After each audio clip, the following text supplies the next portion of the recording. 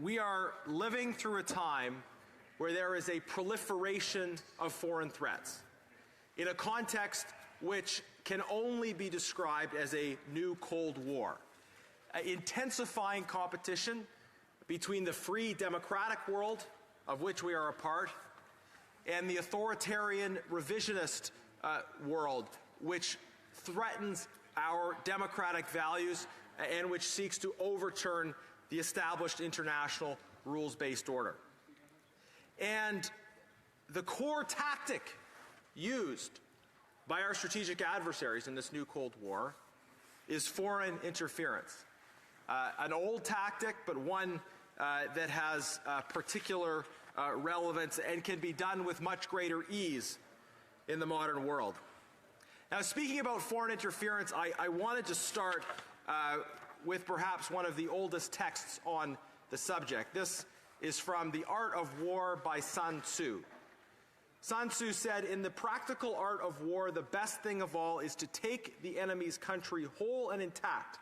To shatter and destroy it is not good, so too it is better to recapture any army entire than to destroy it, to capture a regiment, a detachment, or a company entire than to destroy them. Hence, to fight and conquer in all your battles is not supreme excellence. Supreme excellence consists in breaking the enemy's resistance without fighting." And he says later, "The skillful leader subdues the enemy's troops without any fighting. He captures their city without laying siege to them. He overthrows their kingdom without lengthy operations in the field. With his forces intact, he will dispute the mastery of the empire, and thus, without losing a man, his triumph will be complete. This is the method of attack by stratagem." Madam Speaker, a very old text, but it underlines what foreign interference is all about. It is about the attempt to take control of other societies, other countries, without fighting, but nonetheless to take away their sovereignty, their independence, their freedom, and to be able to direct their affairs. Sun Tzu points out, of course, that for a country that wishes to take over or occupy another place, it is preferable that they are able to do that without fighting. I think we see throughout the history of warfare or conflict among nations the attempt to swallow nations whole without having to fight.